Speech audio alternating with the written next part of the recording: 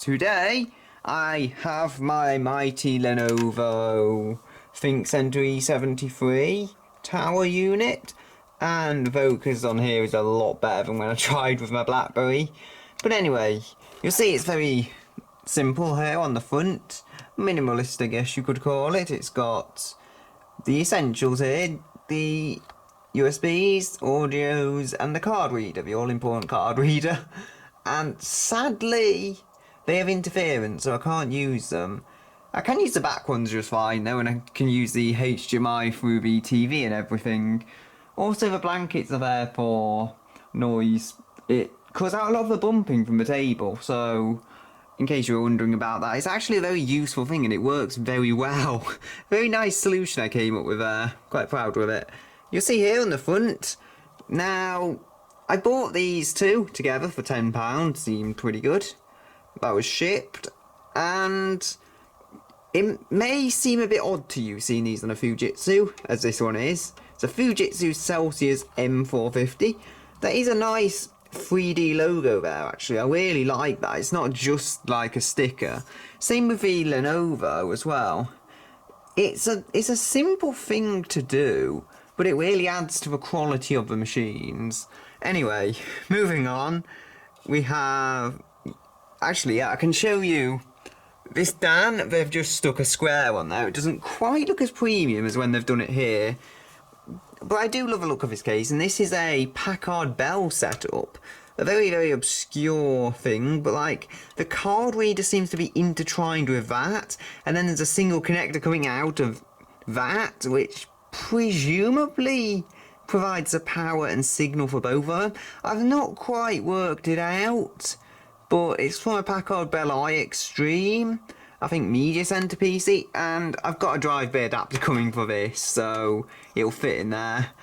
You can get the official Fujitsu ones, like you can get these that will just slide right in there, because that is just one of those, basically one of, or actually you might even have it. No, I don't know where it's got to, but it is just a 5.25 inch bay with a cutout. You can get those for under £5, those so I have, and that, although it might look a bit odd on the front, it will fit the card reader and it will work fine. And in here, there's just a load of blank space through there, mainly for cable management, I think, nothing I need to go too crazy about. Down here, we have potential for a fan. And I'm not going to put one there right now, but it may be useful in the future if I want to add one. One 120mm fan there. Whereas this, I've had to go crazy with squeezing a 92mm. It's got some hair on. Squeezing a 92mm and a 80mm fan on there to get airflow in there. I probably went a bit overboard, to be honest. I probably didn't need anything on the front. I'm only running a single non-overclocked RX 470 and an i5, so it's not a crazy machine by any means. Now in here, again, much better than my smartphone recording with this because of the lighting. You can actually see everything. My smartphone, you just saw a load of black, vaguely resembling drives. But yeah, here we have these things. I'll show you actually on this drive, hopefully, if I can grab it. It's a very nice feature. I've not had a PC with it before, probably because they've all been cheaper ones, but this is a proper quality machine. You'll see this, the rails will just come off the side of a drive, though they're not attached by any means. This is just an Ubuntu drive. I'll probably keep it in the PC because I have excess space, just in case I want to boot to Ubuntu ever for a bit of a change or whatever. And then I'm going to put the two drives from the machine here in there. They're 2.5 inch drives, two of them, and they're in a kind of adapter thing that makes actually smaller than one 3.5 inch drive, and I'm having an awful struggle trying to get this back on. Oh dear. There we go. Now this will just slide back in here. And that's why I like these hard drive rails, you know. This one oddly won't slide right in. I know it's upside down now, but I've tried it the other way up. Power supply has to go upside down because it's a very, very awkward case. And yeah, up there is the only way I'm going to get any airflow to the power supply. I think there's a reasonable amount if I keep the fan pointing upwards to pull the air kind of through the roof of the case, but the other way up, no, it's just sucking at these whales and it's not really going to get anything through. So, yeah. This bar, no, it would have made removing the motherboard awfully difficult if I didn't actually have that removable. But it is removable, so that's nice, and there we go, back in place. Very neat features on here. The fan also, is it this one? No, that's a rear 120mm fan. That goes back there somewhere. The other fan I have is another 120mm. These are the fans I'm going to use, because even though it was a Core 2 Duo system, I think they're still enough. And that will go just basically there. Not in that particular orientation, but it'll essentially fit there. Nice braided cables as well.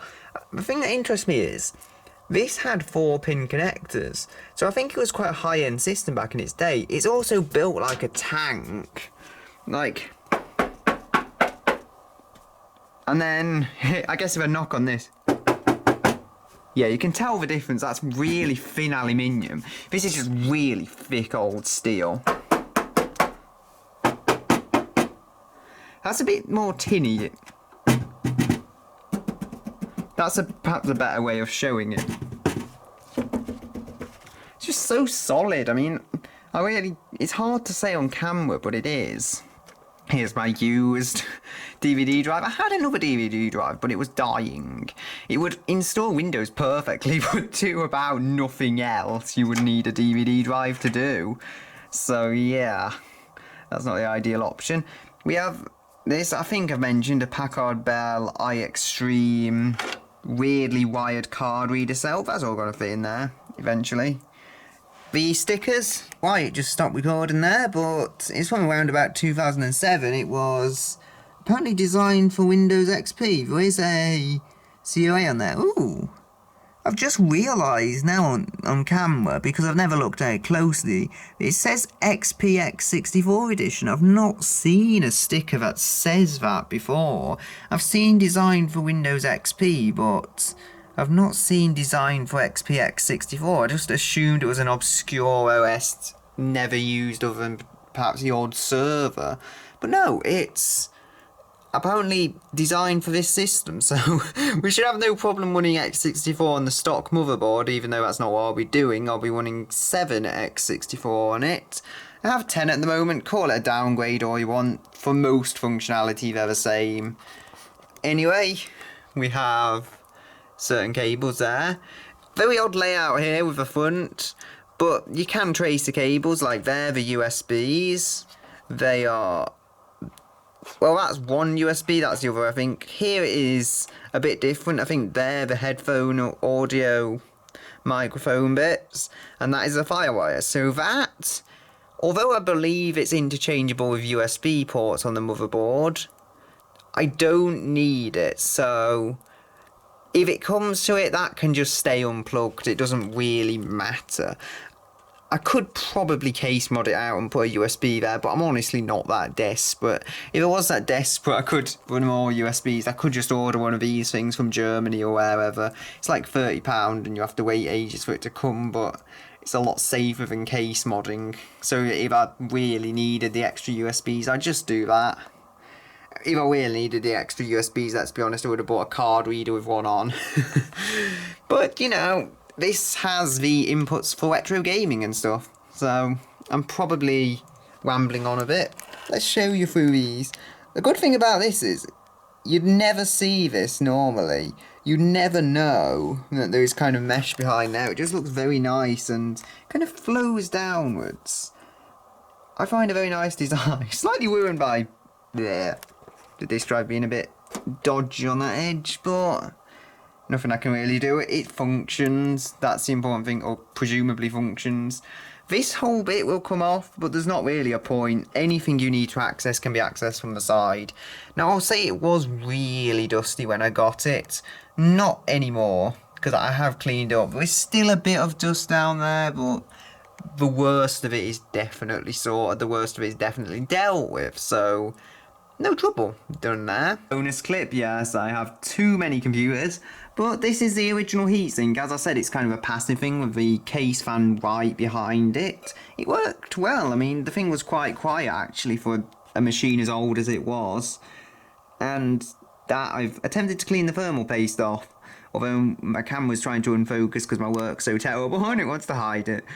I don't know. I think I've made it so clean there, though, that one part looks shinier than the rest of it, if you see what I mean. That's why there's all kind of wood marks. I did use this, which should never have been too aggressive on it. I was fairly gentle, and I used this sponge as well. That was for the worst of the thermal paste. I stopped using the sponge once it had really come off, and then I just moved to the cotton buds. That is an E64. It's either an E6420 or 4620, I forget the specifics. It confuses me. I think it's 6420 though. And 4 SATAs there, the new one has 6. There is where the firewire connected actually. It looked a lot more grey in the case than it does out here. It is grey, but less so. As I say, 4-pin fan connectors. You don't normally see them in older PCs like this. And that's about all. Now, we do have 3 1GB RAM modules.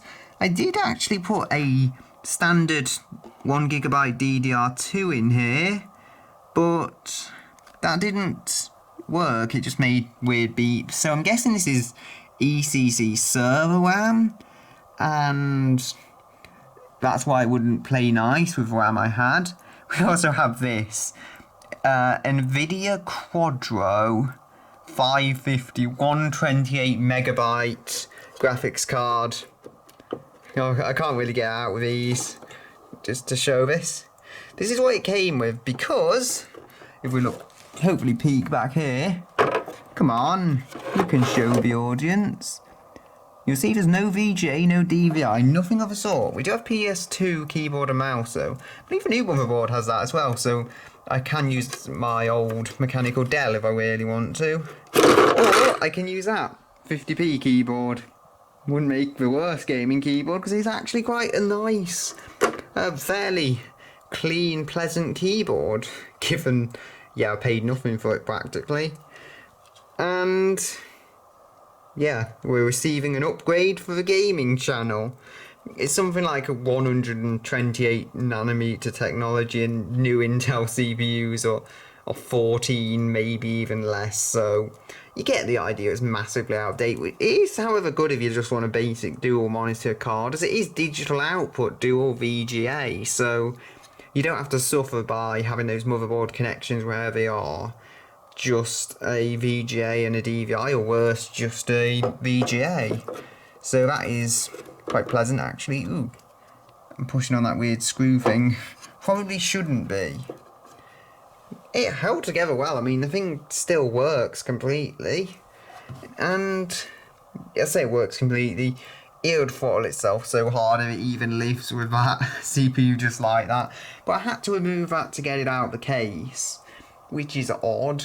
But I should be able to fit a new one in, because it just had kind of this plate and I could take it right off the case, and that was where that mounted to. And then the plate goes into the case, and I'm confusing myself now as well as you, but it worked from standard and it will continue to work. I just need to make sure I've got the right washers to kind of fill in some space from that metal plate. Got an Intel board that does something. This hasn't been dedusted yet. What does that say on it, I wonder? I don't know, I can't read it. It says Taiwan, either way. And I think that's probably the audio chipset. Yeah, we have built-in audio, but no built-in graphics. To be honest, it's probably as big as most built-in graphics chipsets. But anyway, I'm getting distracted with overly technical matters, so I'm going to leave it here. And I'm going to say, this is a Cooler Master, and goodbye until another day.